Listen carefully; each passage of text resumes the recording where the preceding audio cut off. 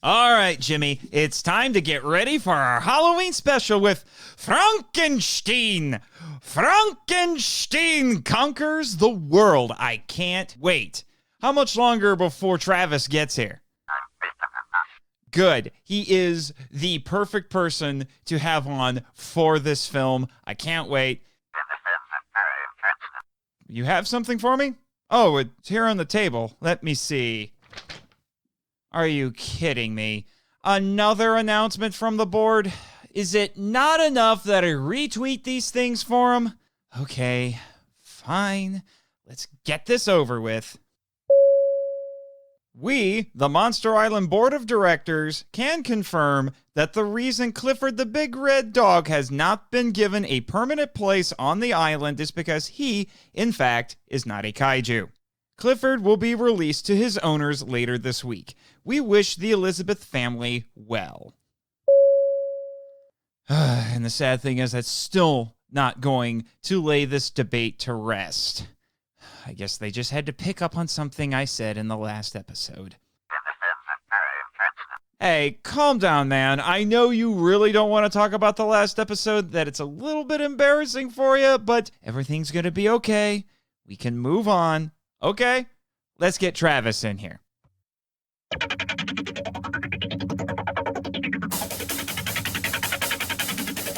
Live from Ogasawara, this is the Monster Island Film Vault, episode 27, Frankenstein Conquers the World, featuring Travis Alexander.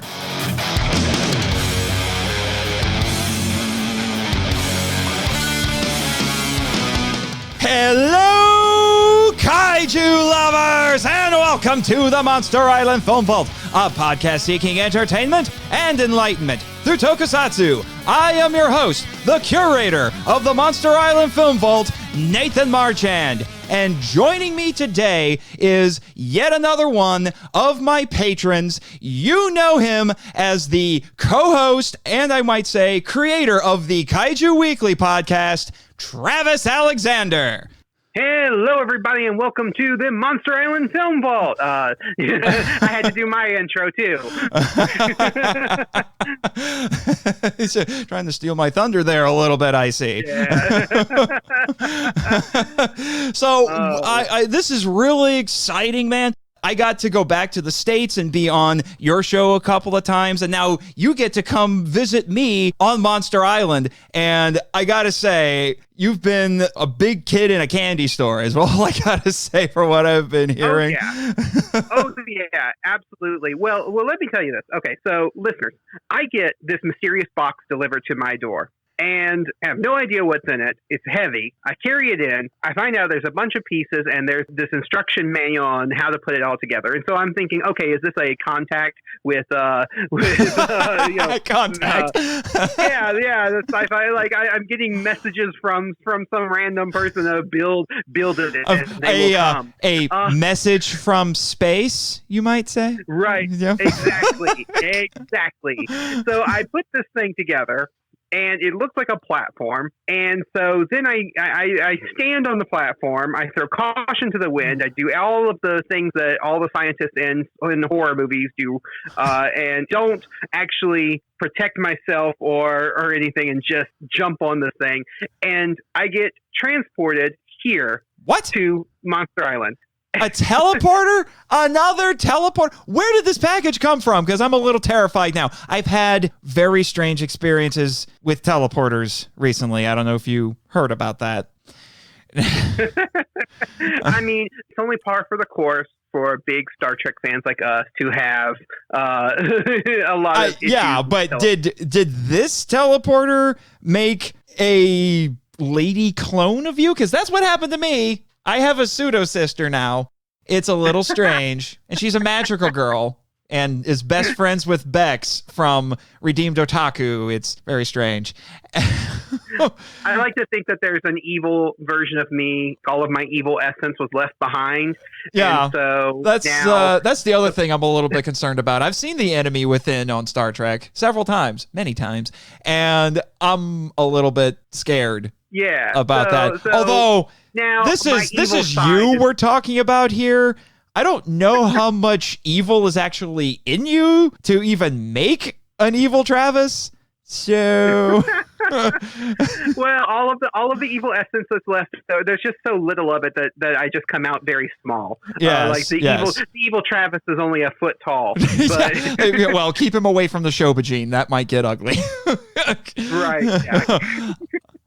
So yeah, here I am, and of course, the first thing I had to do when I ended up on Monster Island was go and visit Godzooky, my man Godzooky, because if anybody who listens to your show is not familiar with Kaiju Weekly, we rate movies out of 5 Godzookys instead of 5 stars. So I had to meet the man himself.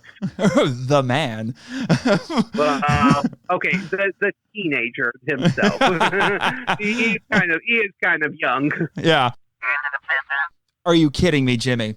You are the one who sent this teleporter pad to him. We talked about this. I told you to put that teleporter into storage because I don't trust it after it made me a lady clone. Okay? Just, oh my gosh, you might want to. I'm sorry, Travis. We may have to have Jimmy send his drones to collect this. It's a little bit dangerous technology. Now, the board is very touchy about letting this stuff get out. I'm just saying. Oh yeah, and well, the only thing I just wonder is, Jimmy, how did you get my address? Because I never gave it to you, and I'm a little concerned that you know where I live. Really? You got it from a friend of yours. Who is this friend? Oh, really? You brought him with you today. Why did you bring him with you today? Oh, yeah, I forgot. You're still reeling from the beatdown that you got from Daimajin. Not one of your shining moments, Jimmy. I can understand that. You're still recovering. You may not be quite as intrepid as you normally are, but who did you bring in to help us with the... Holy crap! Godzooky, you were the one who gave Jimmy my address at 2 Godzooky. Oh, don't give me that. You know, I can't stay mad at Godzooky. Godzooky, you're too fun. You're too friendly. I can't stay mad at you. We need to have you on our podcast next time. He's still excited over the fact that he won Kaiju Clash, I think. Yes. He has been, from what I understand, he has been reminding Minya of it every day since that episode dropped. So, for listeners of this podcast who are not familiar with Kaiju Weekly, every so often when we are short on news or any kind of items to talk about, we will do a segment called Kaiju Clash, where we take 2 kaiju and we debate, me and my co-host, over who would win in a fight. It's all in good fun. We don't actually put these kaiju up against each other to actually fight. We just debate on who would win. And between Manila, Armenia, and Godzooky, Godzooky won. Godzooky was the one that I was rooting for. And yeah, Godzooky, you didn't let me down. Like I said, he's really proud of that fact. I admit that I don't speak very good Godzooky. I may have to defer to you on that. His grunts and noises and whatever still confuse me a little. So I've been here for a year and I still can't figure out what he says half the time. Well, the thing with Godzooky, half of it you just gotta just go with the flow and make up whatever you want, because he's smart enough to understand that we don't always understand what he's saying, but he knows that we're trying. Yes. But anyway, the main reason that I invited you here to the island today is we are going to be discussing Frankenstein Conquers the World, a.k.a. Frankenstein versus Baragon, or as we like to call it here on the island, Frankie v. Barry. Because you're the biggest Baragon fan I know. And the thing is, I wasn't a Baragon fan before starting the podcast.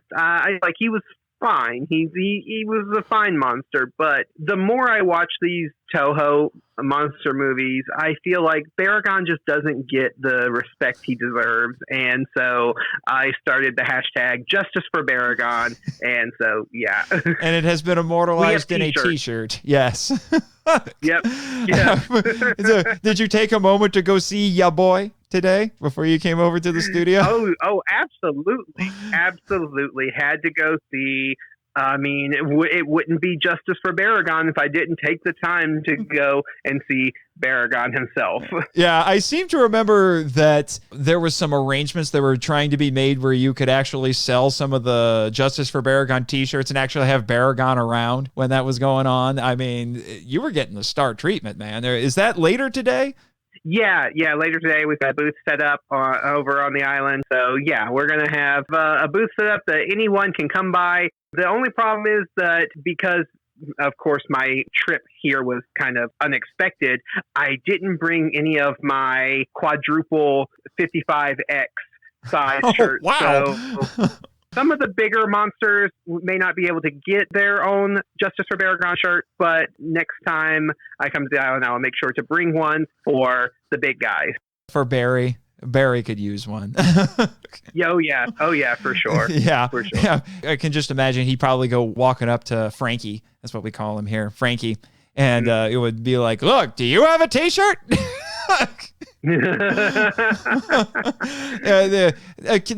Their old rivalry occasionally flares back up. So, you know. Yeah, we have to keep an eye on the two of them. You know, sometimes they have to be separated. You know, they're like kids. You know. Yeah, of course. Kind of like me and Jimmy sometimes. I mean, I'm telling you, the things we do off the air. I'm just saying. But anyway, so we're going to be discussing this film. This is going to be a little bit of an unusual episode because this was another one. In fact, it's the last movie that I covered as part of an independent study that I did in grad school on Ishiro Honda films. This is my last one, so I will be reading an excerpt from my paper about it. But I wanted to make sure that I had you on, but I'm like, this thing is already pre-scripted. What do I do? So I thought, okay, let's try this. I will read a paragraph or two, and then I'll stop reading. The two of us can discuss it a little bit, and I'll go back to reading, and we'll go from there, see how it works out. Are we cool? All right, sounds good. All right, so here we go. In 1965, Ishiro Honda directed a daring, if strange and uneven film with Frankenstein Conquers the World, known as Frankenstein vs. Baragon in Japan. It was the first of a 3-picture deal between Toho and United Productions of America, or UPA, which was headed by producer Henry G. Saperstein. Saperstein had formed a relationship with Toho when he bought the U.S. rights to 1964's Mothra vs. Godzilla, although he flipped it to AIP. Saperstein would co-finance the films, Honda would direct them, and each would feature Hollywood stars. In the case of Frankenstein, it was Oscar-nominated Nick Adams. Calm down, you and your man crush. Okay. Spirit animal, whatever, I don't care, man. Anyway, as I was saying, who would return for the second co-production, Invasion of Astro Monster? Regale me about the wonders of Astro Monster later. We're talking about Frankie v. Barry. Calm the frick down. See what I have to work with, Travis? Jeez. Hey. Now, I'm with Jimmy on this one because, look, I'm a big fan of Nick Adams. I'm a huge fan of Akira Takarada. And watching Invasion of Astro Monster or Monster Zero, the only actor who can upstand Takarada and I not be upset with was Nick Adams. So, Jimmy, I'm right there with you. Good for you. I mean, I do agree with you. Nick Adams is a tremendous actor. I actually didn't realize until more recently he had been nominated for an Oscar. So, you know, if anyone ever wants to say Godzilla movies have terrible acting, you can tell them Nick Adams almost won an Oscar. Eat it.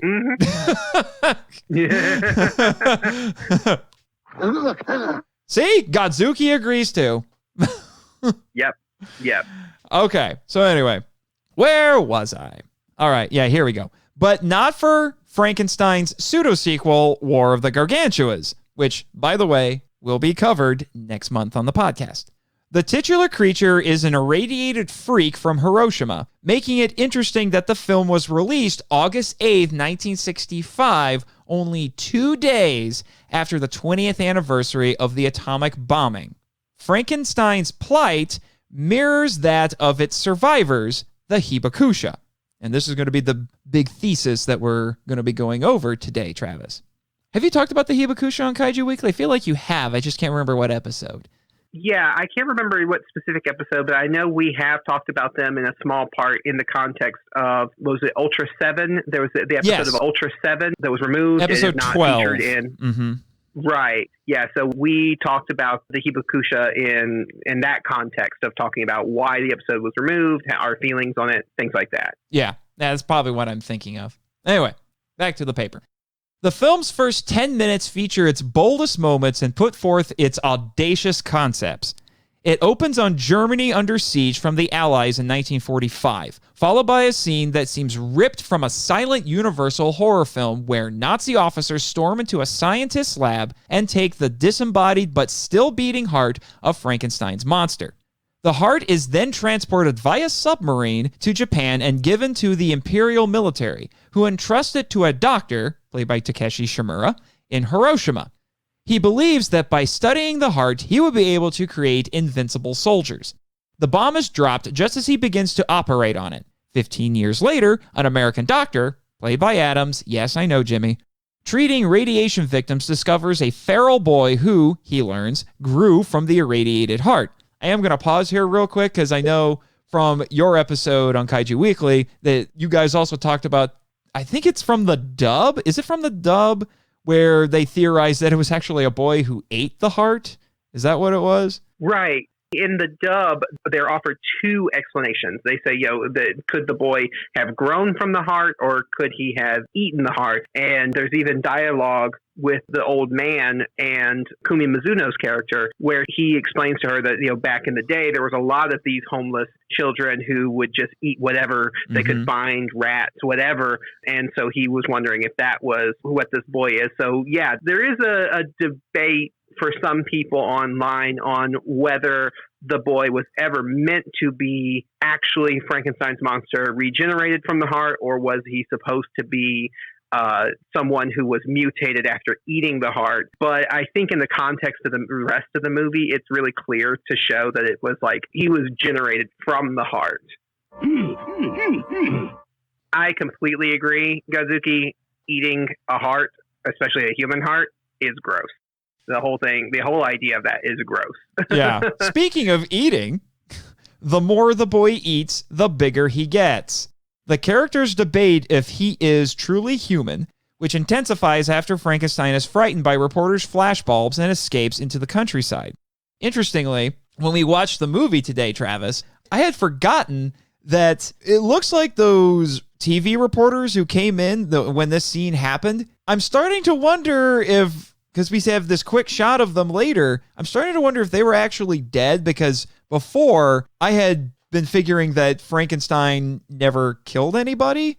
He went after animals, but he didn't kill any humans unless you look at the deleted scenes for this movie where he's literally picking up cop cars and throwing them around. But I'm wondering, are those two TV reporters dead or not?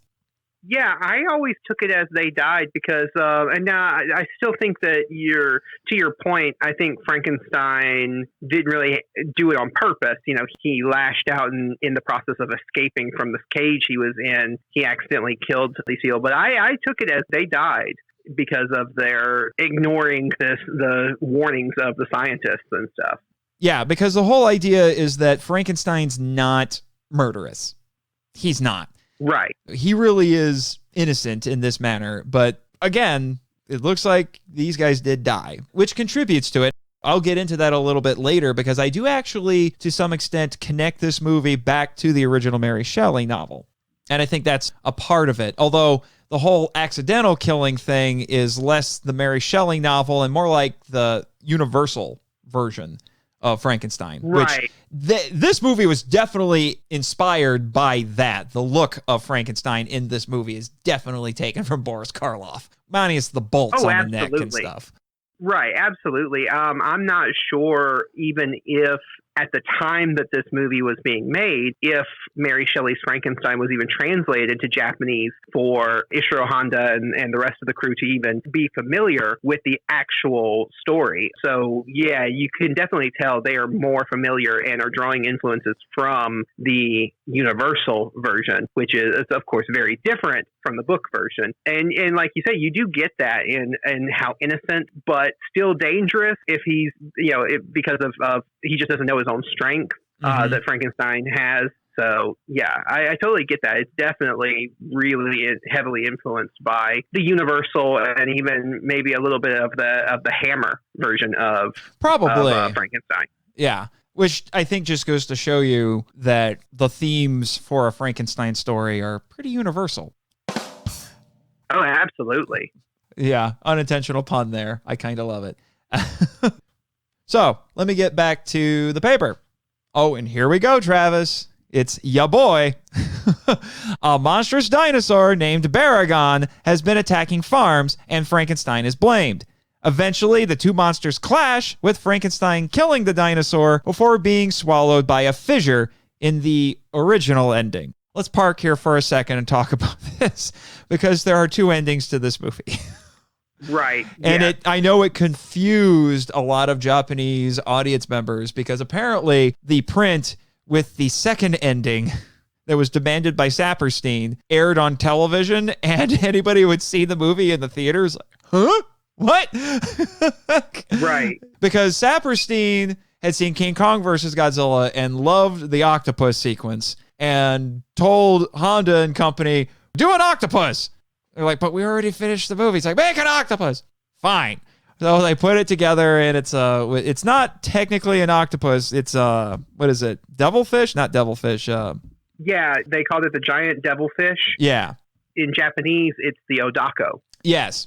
So in that ending, which is not what we watched today in the screening room, the Odaku shows up after Frankie defeats Barry and then gets into a fight with him and then just drags him off into a lake and he disappears.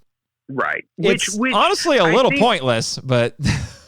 Well, the thing is, if you take this movie and pair it with its pseudo-sequel, and I will say pseudo-sequel because there's really not as much connections as what people like to say, between this and War of the Gargantuas, they do kind of fit together a little bit better with that ending, because you get the octopus dragging Frankenstein into the water, and then War of the Gargantuas opens with the Odakos attacking a ship and being attacked by this green humanoid monster that looks a lot like what Frankenstein looks like in this movie. So yeah, I think if you keep that ending in, if you're going to watch the version that has that ending, it works better when paired with War of the Gargantuas. Otherwise, I prefer the original ending.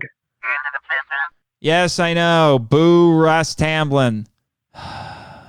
I think he's just ticked that it was Russ Tamblyn who clearly didn't care, and instead of Nick Adams. Let me tell you, I've seen West Side Story. West Side Story is one of my favorite musicals. I know the guy can act. He just didn't care. Right. Yeah, I know. It's like, yeah, watching him in anything else, it's like, obviously he can act, but he just did not want to put forth the effort in a giant monster movie. And that's sad. Unlike Nick Adams, who in these giant monster movies, and who knows, in his personal life, I'm sure he probably thought they were strange and weird and not worth his time, but he at least put forth the effort. He had enough class that he said, I'm going to deliver 100%, even if I'm not a fan of these types of movies. Apparently he really did like these, or at least he liked working with people like Honda. So right, yeah, he liked working with the people he worked with. I don't know. I've never read anything where Nick Adams has ever said how he felt about being in monster movies, but knowing people's attitude, especially American people's attitudes for these types of movies at the time period, yeah, he probably thought they were silly and not worth a lot of time, but he at least had enough class that he's like, you know what, I'm going to give it 100%. And he does. And in this movie especially, I enjoy Nick Adams acting more than I do in the other movies that you mentioned. Oh, really? Because personally, for me, my favorite Nick Adams performance is Monster Zero. See, I like Monster Zero. I think that he is great. One of the things I love is how different his character is from that. And people who just look at the surface may not see much difference. But in Monster Zero, he plays this kind of like, debonair is really the best way I can describe it. He's kind of like a James Bond almost kind of persona. Whereas in this, he's more respectful, more subdued, and very kind in a way towards Kumi Mizuno's character that you don't see in Monster Zero. Yeah, I was just going to say, I don't know what Russ Tamblin's problem is. You get to be in a movie with Kumi Mizuno. I'm just saying. Oh, yeah. Absolutely. How can you be unhappy working alongside Kumi Mizuno? Yeah, and if you're talking about performances, comparing this movie to some of her other performances, I mean, Kumi Mizuno does a great job at everything that she's in, but the amount of stuff that she was given in this movie by the writers and the people behind the scenes. Takeshi Kimura. Right. Takeshi Kimura on this one. She is given so much more agency and say-so in what, you know, in her, as far as her character is concerned, than in War of the Gargantuas. I think besides Russ Tamblin's kind of phoning in acting, I think the fact that Kumi Mizuno is just really has no agency in that film also is a detriment to it. So as much as I love War of the Gargantuas, I have always been a bigger fan of Frankenstein Conquers the World more. I love the performances. I think everything on here works. Yeah, and we'll get into that. Well, not you and me specifically, but we'll get into that on the show next month. All right, on to the paper again. Honda himself saw firsthand the devastation wrought upon Hiroshima 7 months after the bombing. He had just been released as a POW from China and was riding a train that stopped in the city. He observed the damage, what little he could see through a fence outside the center of the city, from the passenger seat of a car. He spoke little of this experience to anyone, including his wife Kimi. It left an indelible mark on him, and it served as the basis of the anti-war and anti-nuclear subtext of 1954's Godzilla. Thanks to that film, as Yuki Miyamoto explains, tokusatsu narratives inform us about post-war Japan's understanding of the atomic bombs, the nuclear arms race, and radiation exposure, which popular atomic bomb accounts rarely encapsulate.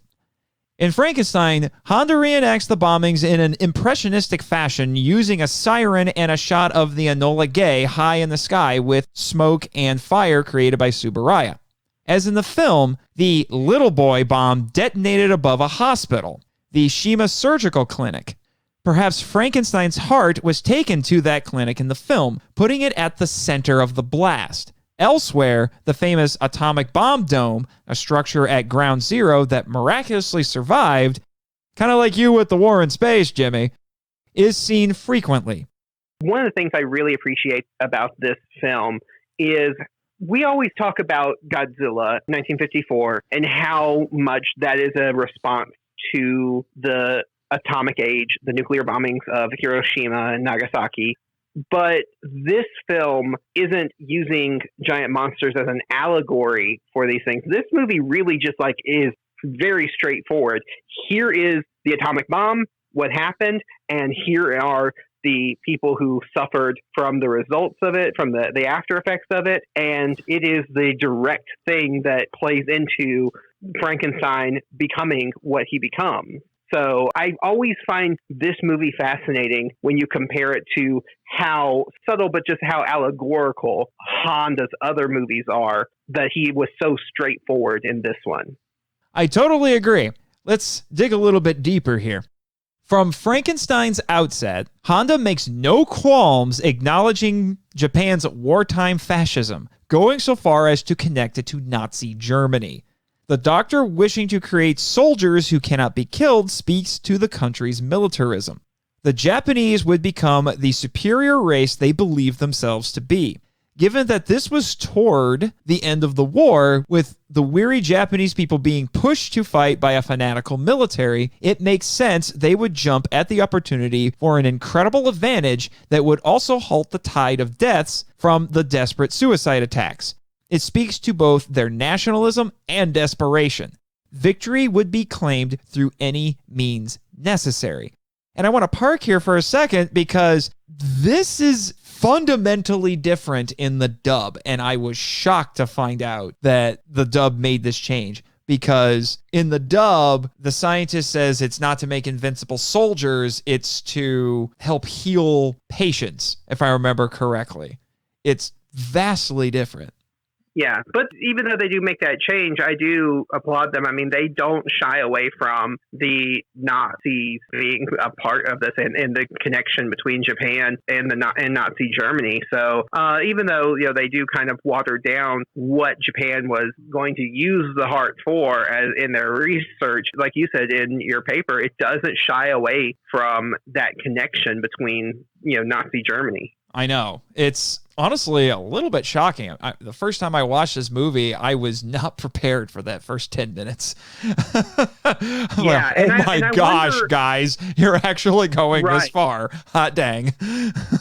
Yeah, and I wonder how much of that was because this was an American co-production, because you don't see a lot of that in other Japanese films, even in other Honda films. You may get hints to the connection, and you definitely get talks about how Japan's military was very fanatical and everything, but you don't really get that like direct on-screen connection between Japan and Nazi Germany, whereas in the United States, we, of course, during the war, we had a lot of propaganda that connected Japan and Nazis together. Even though during war, no one is innocent, the propaganda that the United States had was not fair either. Very lopsided on its side, to say the least. So I wonder if that has something to do with the fact that you do have an American influence on this film, even in a small way. Yeah, I totally agree with you there. It's just so interesting that the dub waters it down a little bit.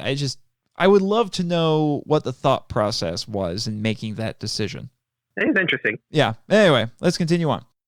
The irony is, while Frankenstein's heart would have created a super soldier and possibly a Japanese master race, it instead mutated into a being who joined the Japanese as a fellow victim of the atomic bomb.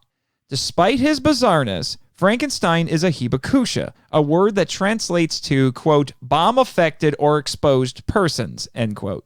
It is a term used only for atomic bomb survivors from Hiroshima and Nagasaki.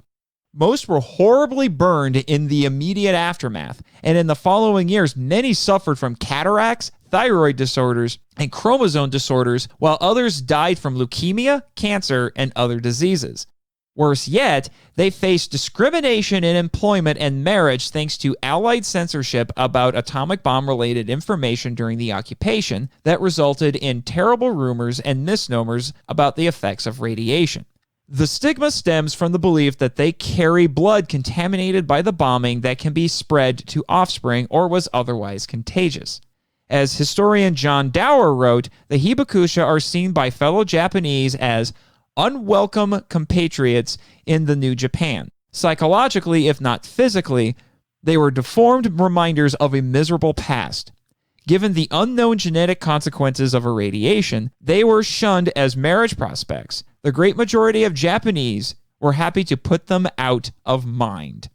By 1960, the year the film takes place, there were 90,000 people in Hiroshima still suffering from diseases caused by the bomb, with 50 dying annually from its lingering effects.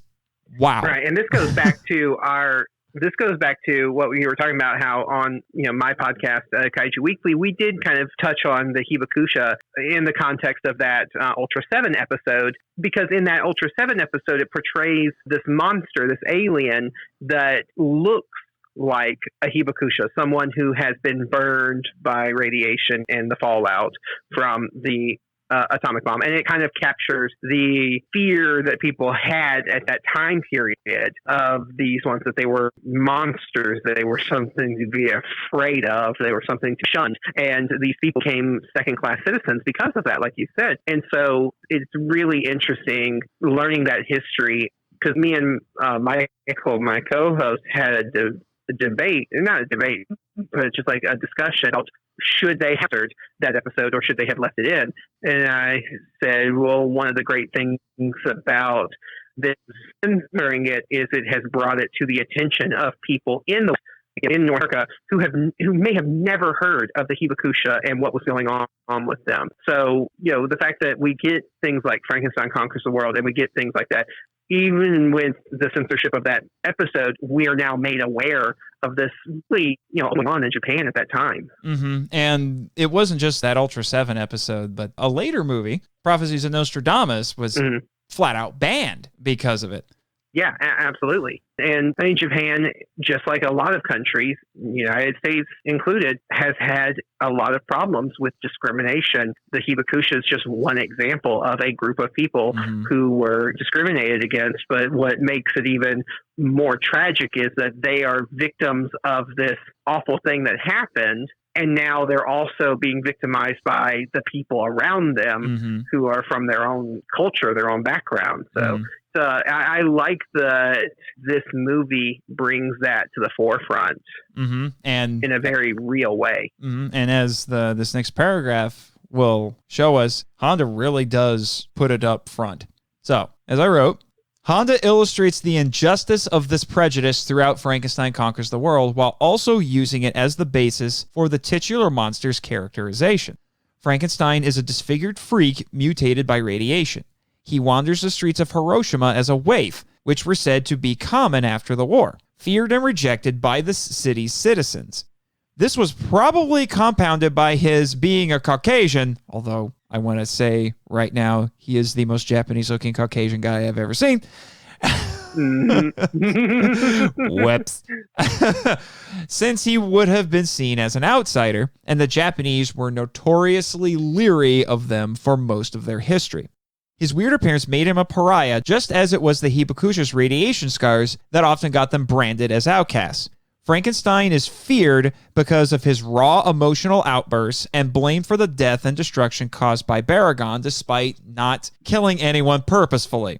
In a similar way, the Hibakusha were shunned because of misconceptions based on little to no evidence. This is fascinating since, as Miyamoto notes, an overwhelming amount of survivors' testimonies are related to the perspective of women and children. The tokusatsu genre is almost the only venue where one finds the representation of adult men who experience nuclear explosions and radiation exposure, as well as the depiction of their anxieties and fears about the nuclear age.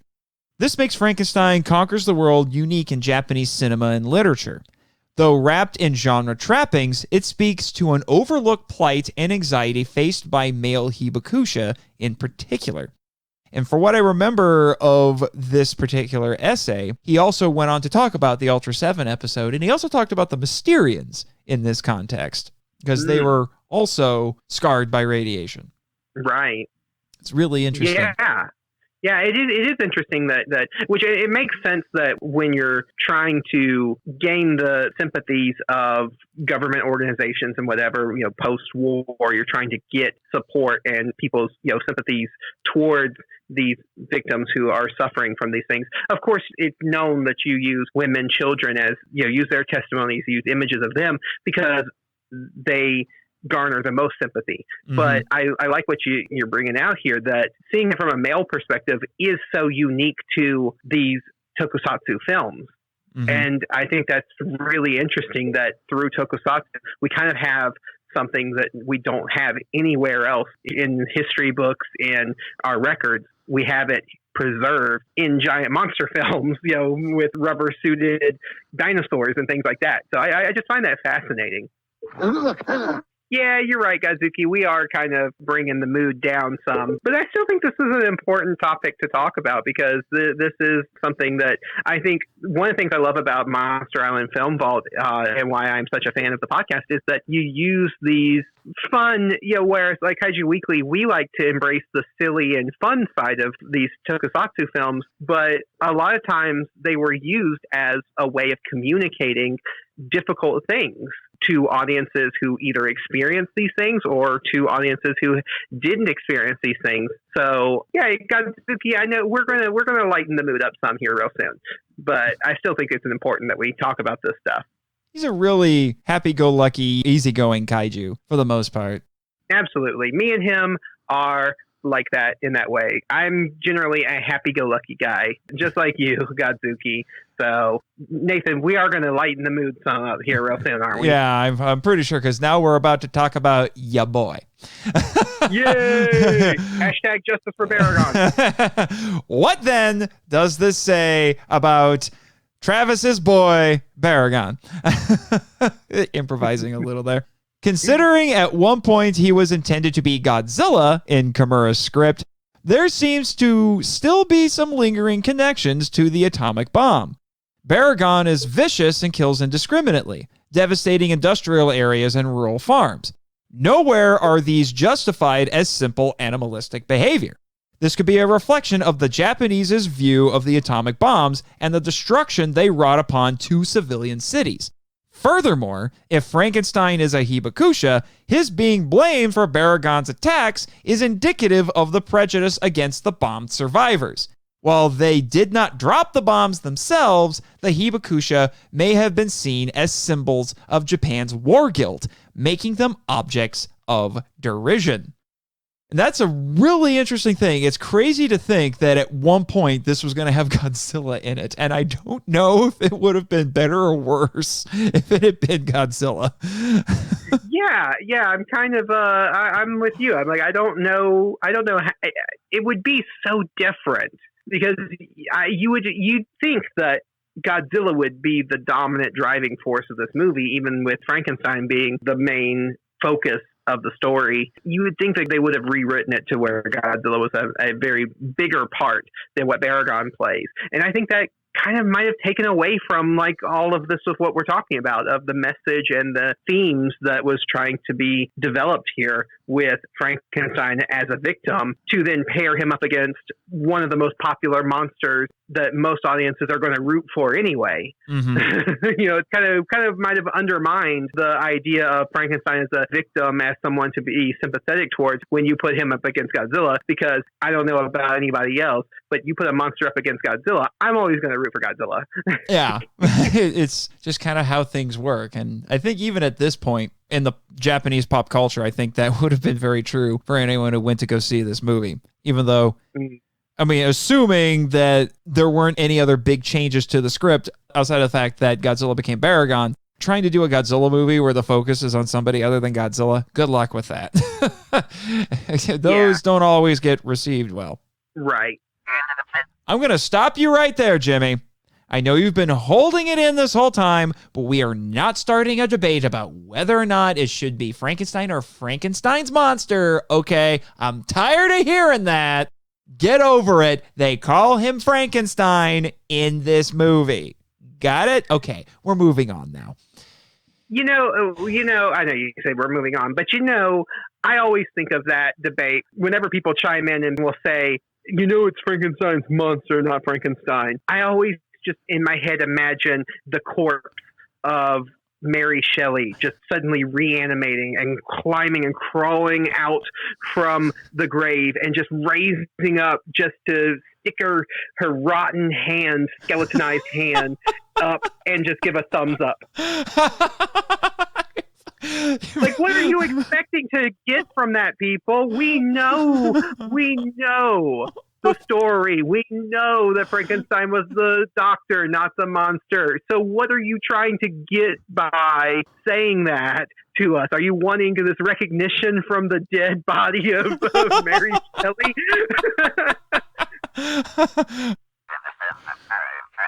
Yeah, I agree with you there, Jimmy, that for someone who doesn't celebrate Halloween, that was very Halloween-y of you there, Travis. I know. It fits perfectly with Mary Shelley's aesthetic as a writer and as a person. I mean, I didn't mention it at the beginning of the episode, but this is essentially the Monster Island Film Vault Halloween episode, because the podcast version of this is dropping right before Halloween. So I love the fact that that's just how schedules worked out. This is absolutely perfect. If anyone needed a kaiju movie for Halloween, this should be your go-to. I'm just saying. All right. Anyway, sorry. The zombified body of Mary Shelley aside. Well, now we're going to talk about the doctors, the actual doctors in this movie. The trifecta of Dr. Kawaji, Tadao Takashima, Dr. James Bowen, calm down, Jimmy, And Dr. Sueko Togami, oh, he's getting just excited about that because he has a real crush on Kumi Mizuno. I don't blame him. In their attitudes toward Frankenstein represent the varied responses to the Hibakusha. These have, quote, ranged from sympathy and compassion to fear and resentment. Sueko becomes Frankenstein's surrogate mother. She advocates for his innocence and insists that he is a human and should not be subjected to inhumane experiments, such as having his limbs severed, even if he could theoretically survive them.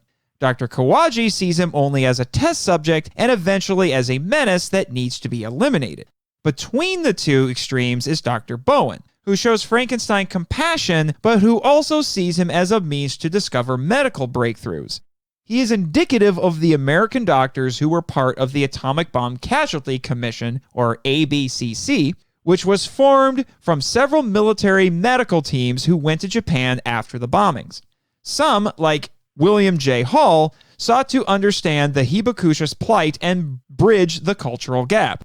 Others clashed with the Japanese doctors because many on both sides were military members and the war had not been forgotten. The ABCC's charter declared it as a, quote, pure research institute, end quote. Therefore, quote, the Hibakusha were scientific subjects, not patients. The physicians employed by the ABCC were prohibited from treating the injuries that they were studying, end quote. Dr. Bowen embodies both of these mindsets. He is compassionate toward his patients and Frankenstein.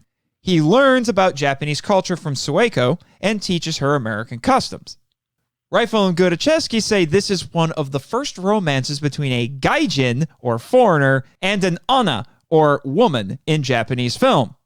Which I find really interesting because then those two actors have an on-screen romance in Monster Zero. Not only that, they have one of the rare times that there's a kiss in a Godzilla movie. Right. We talked about this on Kaiju Weekly when we reviewed Monster Zero. That movie came out in 1967, wasn't it? Thanks, Jimmy. That's right. It was 1965. That's right. I always forget dates of movies. But yeah, that was one of the things that we talked about on Kaiju Weekly is that this interracial kiss happens in this Godzilla movie, and it's just a year before Star Trek comes out, the original series, and the, of course, most famous interracial kiss in history probably would be Kirk and Uhura on that show. Mm-hmm. In the episode Plato's Stepchildren. Right, exactly. And that made huge waves, of course, in America because of, the culture that America was at that time. But a year before that, we were having this, on-screen relationship between a white man and a Japanese woman in these Japanese films, these tokusatsu films. So I think that's really interesting that we put that in the context of that. Mm-hmm. And interestingly, if I remember correctly, despite all of the romantic subplots that find their way into Godzilla films, I don't think there was another on-screen kiss in a Godzilla film until 2014. Yeah. That one, I think that scene, they're like, we got to make up for the fact that there hasn't been a kiss in a Godzilla movie in almost 60 years. Make-out session! Right. Yeah, absolutely. They've made up for it. That was a fun fact that we shared on Kaiju Weekly, and I remember Michael being like, I don't think that's true. And it's like, it is. It is. Do research. Like, there's a lot of romantic subplots, but you never see an on-screen kiss from a Japanese-produced Godzilla film, except for in Monster Zero. So it's such a fascinating thing. Yep. However, going back to the paper, as the film progresses, he becomes more complicit, talking about Dr. Bowen, and does not speak up for Frankenstein as the JSDF seeks to kill him, which I think is a little bit of an unfortunate thing in this movie. Yeah. Perhaps Honda, much like Mary Shelley originally did in her Frankenstein novel, see, now I'm connecting the two just like I said I would, is using the monster to show that all people share his plight. As Hall writes, quote, in every society that has experienced unanticipated devastation, we witness a rise in depression, somatic illness, and social phobias prompted by the realization that unannounced death could affect any of us anytime. It is possible that we are now all virtual Hibakusha, potential survivors of unimaginable horror. End quote. And, I want to finish that quote off with another quote because I have the Barnes & Noble Classics edition of Frankenstein by Mary Shelley. Oh, excellent. And there is a quote right at the beginning. It's a really simple quote, but it says, "We are unfashioned creatures, but half made up." So it's just like in the original novel where, of course, the monster is considered a freak and considered dangerous, but it always, the entire novel goes back and forth of, is he any different than any of the rest of us? Yeah, that is the whole point. And that's like I said, I really do think that, pardon the pun, the themes of Frankenstein are universal. You see it in pretty much every iteration of this. Even in this admittedly very strange, very Japanese take on that story, on that character, that's still there, even if it's under the surface. Oh, yeah, absolutely. And it's for that reason that I think, even though Frankenstein Conquers the World was one of those movies that I didn't grow up with, I grew up with Godzilla films. I watched some Gamera movies when I was younger, but I didn't watch Frankenstein Conquers the World until I was an adult. But it has quickly become one of my favorite of the Showa era for a lot of the themes and things that we've talked about. Mm-hmm. So I finish off this section of the paper by saying, the scars left by a catastrophe are not all physical. Even if the body is unharmed, the psychological, mental, and emotional damage run deep. These can lead to isolation and ostracism, and only through compassion and understanding can they be overcome. That is very true, Jimmy. You know that firsthand because you still have PTSD episodes from the war in space. I mean, nearly dying and miraculously surviving will do that to you, I'm sure. Every time he sees a bearskin rug, he's thrown back to the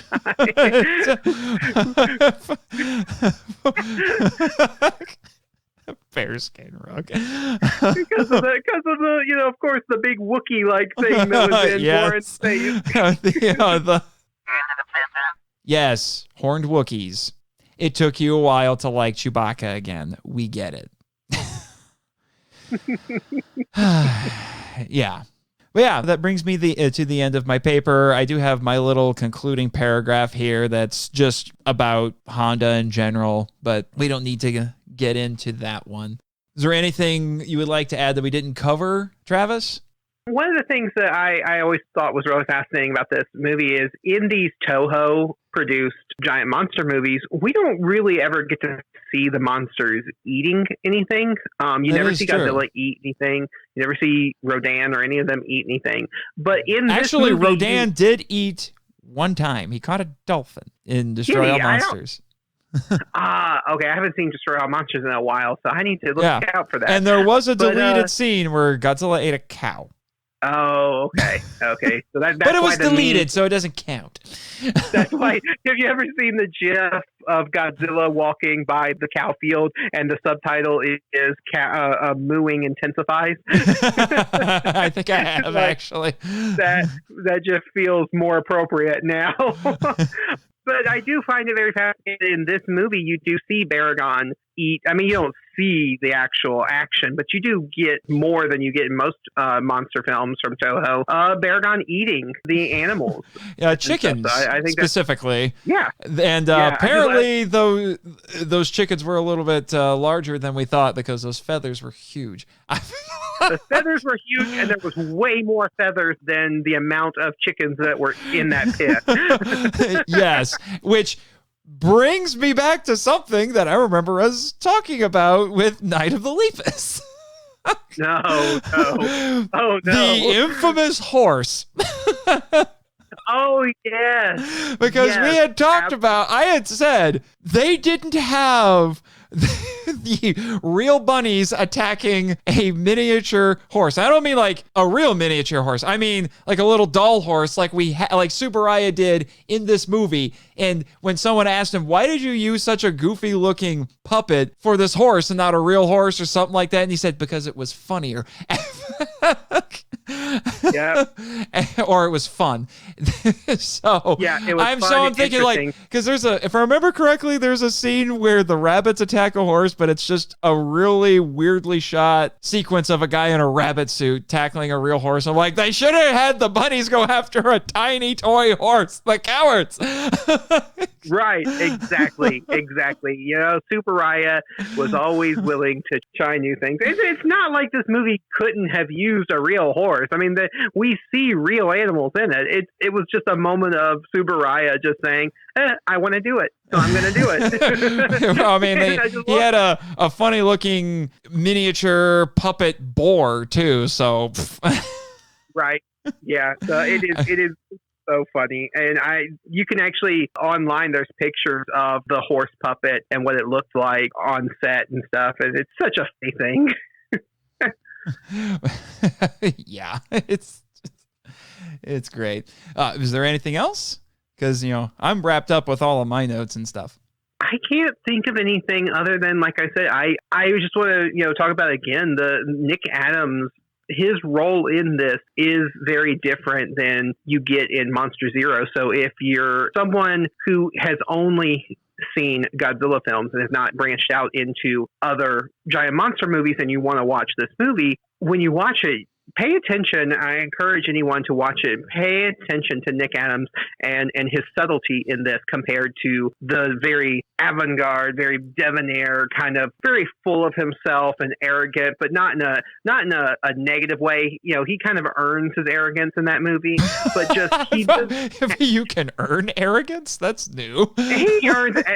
Nick Adams, if anyone can earn arrogance, it's Nick Adams and Akira Takarada in Monster Zero. They earned it in that movie. But no, I just can't think of the right word for it, but it's arrogance in a positive way because he's sure of himself. I guess that's a better way of doing it. He's very sure of himself. In this movie, he is a little bit more vulnerable when he's with Sueko and when he's interacting with her. It's not as ladies' man, Sean Connery, Bond style. It's more respectful, more as peers. You know, she's a scientist and a doctor too, and she's studying, and he doesn't treat her as, oh, you're the woman doctor. No, she is an equal peer with him, and he treats her that way.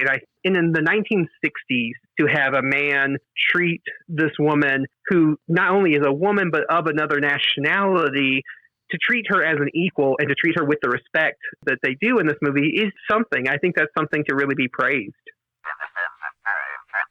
Yep, Jimmy, yeah, I know you agree with me on everything about Nick Adams. Me and you may disagree on who acted better in Monster Zero, Takarada or Nick Adams, but we'll always be bonded over our love for Nick Adams. I'm sure. I only have to hear about it every day. His man crush there, yeah. All right, that's me with Takarada. I have the hugest man crush on Takarada. So, well, does it make you jealous that I've met him? I have met him too. So oh, have you? Because I have met him too. So, yeah, that's cool. That's really cool. Godzooky, that's a great question. You know, on Kaiju Weekly, we always use Godzooky as a benchmark for how we rate our movies. So I would give Frankenstein Conquers the World, a.k.a. Frankenstein versus Baragon, 5 out of 5 Godzookys because I just love this film so much. Ah, dang. I don't remember the score being that high when I listened to the episode. Have you changed your mind a little bit? Yeah. I have gone back and revisited this film, and revisiting it with you here for Monster Island Film Vault. I always really loved this film, but early on in Kaiju Weekly, I don't know, I was more conservative with my scoring and my giving of Godzookys. But I have found Godzooky is snickering right now. I can see it. He's covering his mouth because he doesn't want you to see it. Yeah, but I have learned that it's like it's my score. Who cares? I'm going to say what I'm going to give it what I want. And two, I do what I want. I do what I want. It's my podcast. I'm going to do what I want. So yeah, I have given it. I have changed my tune towards it. I think that because really, when I give something a 5 out of 5, even whether it's stars or Godzookys, is how much of the movie would I change? Would I change anything about the movie, and how much of the movie would I change if I was to redo it? And this is one of those few movies that I'm like, I don't want anything to change about it. I like the movie the way it is, and I think that there's nothing that could be done to it that would make it any better. Wow.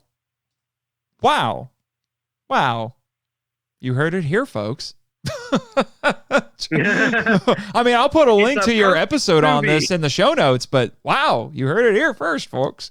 He upgraded his score. I will say that episode it's episode 9 of our podcast, and we are almost to episode 50. So I know you're coming up to your first anniversary now too. Right, exactly. And so a lot has changed on the podcast since episode 9, not the least of which is that episode was the first time my regular co-host now, he ever appeared on the show was on that episode. So we were still kind of getting to know each other. We didn't know much about each other. So yeah, a lot. So listeners, if you go back and you listen to that episode of Kaiju Weekly, just remember a lot has changed. We have grown. All right. Well, let's close out this conversation and move on, Travis, to a very important segment on the show because you're a part of it, and now you really get to be a part of it, which is the Patreon shoutouts. Woo!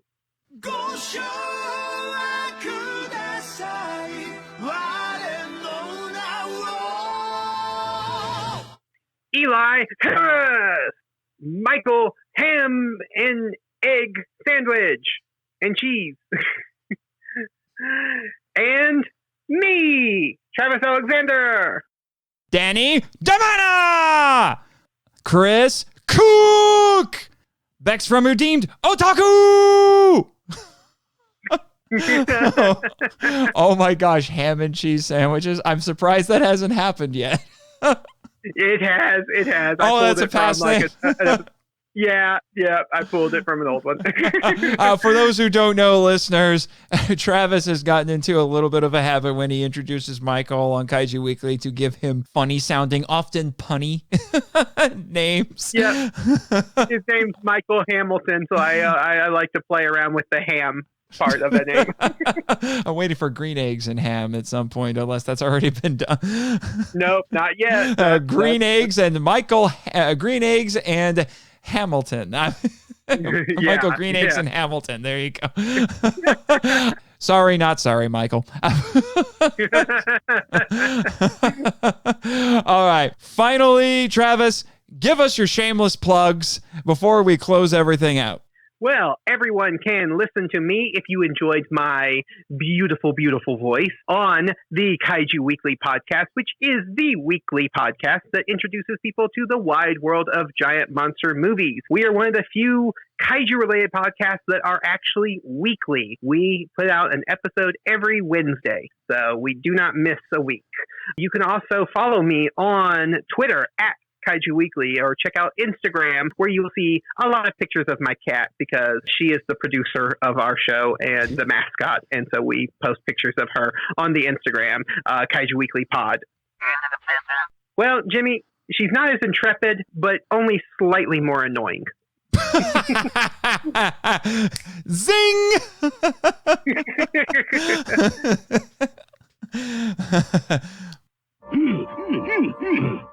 Well, I am honored to know that I have been blessed by the great Godzooky himself. Oh, yay. He's going to let that go to his head now, too. I mean, now he's going to be bragging to Minion that not only did he beat him in a fight, but now he gets to go bless the other kaiju, and he can't. Probably say something about how you, Minion, are an unholy abomination. I don't know. Yeah, just don't let Michael hear about this because he's still hurting from the defeat that he got from Kaiju Clash. Yeah, I'm sure. Well, one last bit of housekeeping before we shut everything down. Our next episode will be, and this will make you happy, Travis, because we're going to get some Harryhausen up in here. It's going to be Beast from 20,000 Fathoms with my friend Nick Hayden. Wow. Love it. Love Harryhausen. Cannot wait to hear it. Yep. And then after that, as I've already been hinting at throughout this entire episode, next month's extended mini analysis will be War of the Gargantuas, and I will be joined by Ben Chaffins. So if you enjoyed Frankenstein Conquers the World, come back next month to hear about its pseudo-sequel. And I do mean pseudo-sequel. It's a little strange. Yeah. Yeah. There is not as much of a connection as what I always hoped there would be between the two. Yeah, just kind of how things roll like that. All right. Well, you've got an appointment to keep at your booth and with ya boy, Baragon. So I won't keep you any longer, my friend. Although we'll let you take the teleporter back to, where do you live again? I forget. Yeah.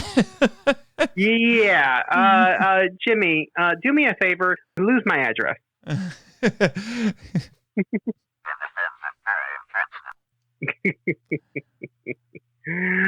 Oh, man.